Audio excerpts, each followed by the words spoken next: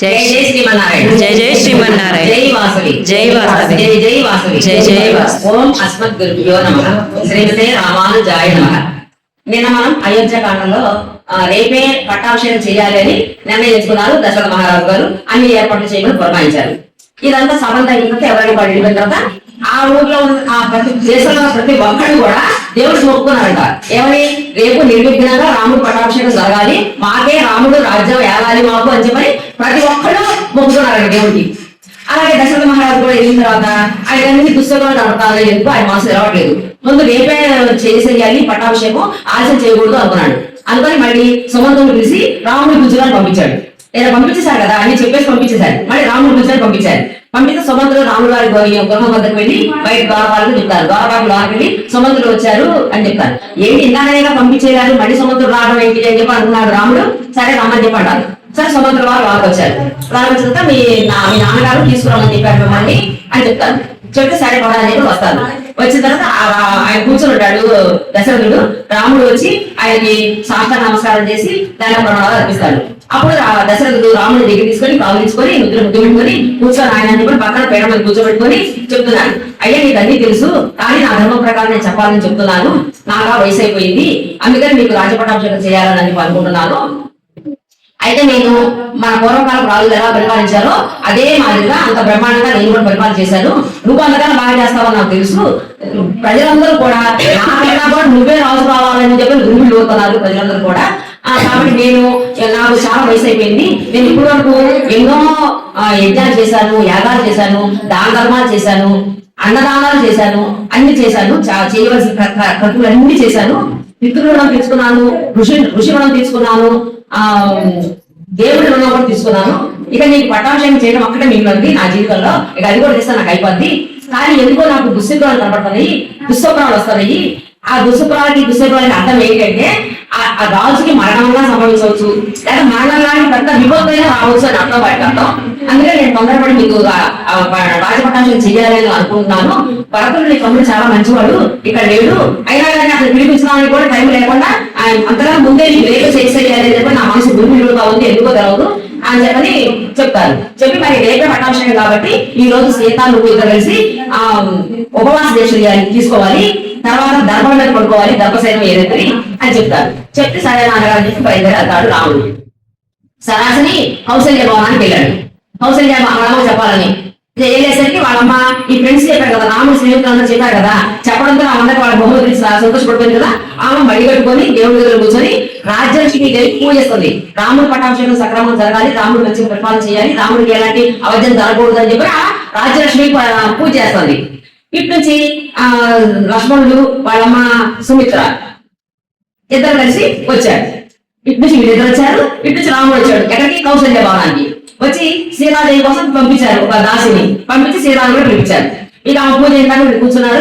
ఆ పూజ చేసుకుని వచ్చింది వీళ్ళ దగ్గరికి. వచ్చిన వాళ్ళ అమ్మగారికి సాష్టాంగ ధన ప్రమాణాలు అర్పించి, అమ్మ నాన్నగారు రేపే అభిషేకం చేయాలి అంటున్నారు, రాజపట్టాభిషేకం చేయాలని చెప్తున్నారమ్మా.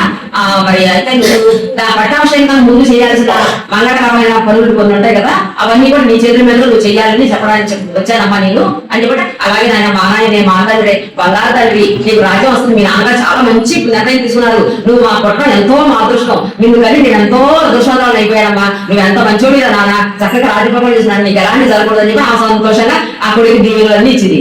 ఇచ్చిన తర్వాత ఇక లక్ష్మణుడు వైపు తిరిగి, ఆ లక్ష్మణ నువ్వు నాకు రెండో ప్రాణం, నేనైనా ఒకటి నువ్వైనా ఒకటే, నేను రాజు అయితే నువ్వు రాజు అయినట్టే, నేను ఏం చేస్తే నువ్వు కూడా అదే చేయాలి, నువ్వు కూడా రాజుగానే ఉండాలి, ఇప్పుడు నా పక్కనే ఉండాలి, నీకు అన్ని అధికారాలు ఉంటాయి, నువ్వు కూడా రాజుగారిని పరిపాలన చెయ్యి, నీకు ఎలాంటి లోటు లేకుండా నాతో పాటు సమానంగా ఉండాలి లక్ష్మణుడితో చెప్తాడు. చెప్పిన తర్వాత లక్ష్మణుడు వాళ్ళు వెళ్ళిపోతారు, రాముడు సీత వెళ్ళిపోతారు. వెళ్ళిపోయిన తర్వాత ఈ దశరథ మహారాజు అసలు కాలు నిలబడలేదు, ఎందుకు దుస్వప్నాలు జరపడతాయి అని చెప్పి ఆయనకి ఏదో మరేదిగా బెంగగా ఉంది. వశిష్ఠువాన్ని పిలిపించారు. పిలిపించి మరి రేపే పట్టాభిషేకం చేయాలి, ఆలస్యం చేయకూడదు, మీరు వెళ్ళి సీతారాముతో యజ్ఞం చేయించి వాళ్ళకి ఉపవాస దీక్ష ఇచ్చిరండి అని చెప్పాడు. సరే అని చెప్పి వశిష్ఠుల వారు బ్రాహ్మణుడు ఎక్కి ఆయనకి రాములు వారి దగ్గరికి గృహానికి వచ్చాడు. వచ్చి వాళ్ళ చేత చిన్న హోమం చేపించి ఆ హోమ ప్రసాదం పెట్టి అక్కడి నుంచి ఉపవాస దీక్ష అనమాట. ఇక్కడ నుంచి ఉపవాస దీక్ష వాళ్ళిద్దరికి ఇచ్చి ఆయన బయలుదేరి వెళ్తున్నారు. వెళ్తూ ఉంటే అసలు దారి గురుగులు జనం గుంపులుగా జనం. రేపు రాముడు పట్టాభిషేకం అని చెప్పని పల్లెటూరు నుంచి పల్లెల నుంచి పట్టణం నుంచి సిటీ నుంచి జనం గుంపులు వచ్చేసారు. ఈ రథం వెళ్ళాలంటే తప్పించుకొని వెళ్ళాల్సి వస్తుంది. ఎక్కడెక్కడ జనం గుంపులు రసమానంగా కూర్చొని అక్కడ కూర్చొని ఇక్కడ కూర్చొని రేపు రాముడు రాజ్య పట్టాభిషేకాన్ని ఈ పట్టాభిషేకం గురించి ముచ్చట చెప్పుకుంటా ఉన్నారు. ఊరంతా కళాలు తల్లి రథాలు దిద్దేశారు, ఊరంతా తోరణాలు కట్టేశారు. ఇక వేద బ్రాహ్మణులు వేదాల పుస్తకాలు చేతిలో పట్టుకుని అటు ఇటు తిరుగుతా ఉన్నారు. మరి ఇప్పుడు బొమ్మల వేషాలు వేసుకున్నాడు కదా, ఆ పక్క వేషాలు వేసుకున్నాడు. వాళ్ళందరూ వేషాలు వేసుకుని రెడీగా వదిలారు. రాజవీధి మొత్తం కూడా కోలాహలంగా ఉంది. ఇక పెద్ద పెద్ద యుద్ధాటి జెండాలు పాతారు, మామూలు జెండాలు పెట్టేశారు ఊరంతా కూడా. ఇక యుద్ధాటి ఉంటాయి చూడు, ఎట్లాంటి రాజప్రసాదాలు, గుడి గోపురాలు, పెద్ద చుట్లు ఉంటాయి, వాటి మీద రాజముద్ర వేసినటువంటి జెండాలు కట్టారు. ఇదంతా కోలాహలం, ఇదంతా చూసుకుంటూ ఇదంతా తప్పించుకొని వెళ్ళారు వశిష్ఠుల వారు. అప్పుడు ఈ నా ప్రజలందరూ కూడా ఎప్పుడు తెలాలుతా అని చెప్పి వాళ్ళకి మనం ఎదురుస్తే మనం తెలాలి కదా. ఇక వాళ్ళు ఎప్పుడు తెలాలుతా ఎదురుస్తా ఉన్నారు. రాముడు పట్టాభిషేకం ఎప్పుడు జరుగుతాం, మేము ఎప్పుడు చూడాలని వీళ్ళందరూ కూడా ఎంతో కోలాహలం ఉన్నారు. అప్పుడు వచ్చిందమ్మా మందర.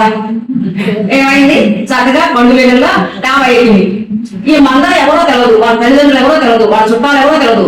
ఆ కైకేయి మహారాజు కైకేయి వచ్చేటప్పుడు ఆమెకు దాసి కింద పంపించాడు. ఎవరి అందరు దాసీల్లో పెద్ద దాసి అనమాట. ఆమె చేతి కింద రైట్ హ్యాండ్ మందర. ఆ మందర డాబా ఎక్కింది. ఆ వెన్నెల డాబా ఎక్కుతాను. డాబా ఎక్కేసారు, ఊరంతా పొలం ఉంది. ఏంటి రకరకాల గుడ్లు వేసేసారు, జెండాలు పాతేశారు, జనం అందరూ గుంపులు తిరుగుతున్నారు, వేద బ్రాహ్మణులు తిరుగుతున్నారు, బొమ్మలు కట్టారు, ఏమి కట్టారు. ఏంటి రాజుగారు ఏదన్నా మంచి కార్యక్రమం చేస్తేనే ఇలా చేస్తారు ఏంటి, అయితే రాజుగారు ఏ కార్యక్రమం మొదలు పెట్టారు, ఏం చేస్తున్నారు అని చెప్పి అనుమానం వచ్చింది. ఆ అనుమానం ఒక దాసిద్దాన్ని అడిగింది. ఏమా ఏంటి రాజుగారు ఏమో మంచి కార్యక్రమం మొదలు పెట్టారా ఏంటి, ఊరంతా దానం చేశారు, ఊరు మొత్తం కూడా వైకుంఠమే వచ్చిందా అన్నట్టుగా ఉంది అన్నది. ఏమిటి కారణం అడిగింది. అంటే ఆ దాసికి సంతోషపడుతుందిగా రాముడికి పట్టాభిషేకం అని. అందరికి సంతోషం లేదు, దాసి దానికి సంతోషం ఉంది. ఇక సంతోషంతో ఆమె అడగడంతో అన్ని చెప్పింది. రేపే పట్టాభిషేకం, రేపు పట్టాభిషేకం చేస్తున్నారు, ఎన్ని చేశారు, 5 చేశారు, 7 చేశారు అన్ని చెప్పేసిందా. ఇక దానికి కడుపు పడిపోయింది. మనకి రాముడు మంచి పడడం నాకు ఇష్టం ఉండదు. ఆ రాముడు దిగొచ్చింది, చరచరా దిగొచ్చేసింది. వచ్చేసి కైకేయ దగ్గర పవన్ దగ్గర ఆమె పడుకుంది. చక్కగా పాపం మనసులో పడుకుంది. అక్కడికి ఏంటి కైగా నువ్వు మేలుకో తెలుగు దర్జా పడుకున్నాడు, నీకు నాకు నష్టం జరిగిపోతుంది, నీకు తీవ్ర నష్టం జరుగుతుంది. నీ మొగుడు మంచివాడు, నేను మంచి చూసుకుంటాను నువ్వు అనుకున్నావు, అంతా ఉంటే నాటకం. నీ దగ్గర మంచివాడు నాటకం ఆడి నీకు ద్రోహం చేస్తాడు. నీ కొడుక్కి నీకు ద్రోహం చేస్తున్నాడు. అయితే రాజు మంచివాడు అనుకుంటావా, మంచివాడు కాదు. నువ్వు లేవు, నీకు అన్యాయం జరిగిపోతుంది, నువ్వు మేలుకోవాలి, నువ్వు దీన్ని ఖండించాలి, అది ఇది అని చెప్పి అన్ని లుగా ఉన్నది. చూడండి కైకేసి ఏంటి అంత ఆవేశంగా ఉన్నావు, ఏం జరిగింది అడుగుతుంది.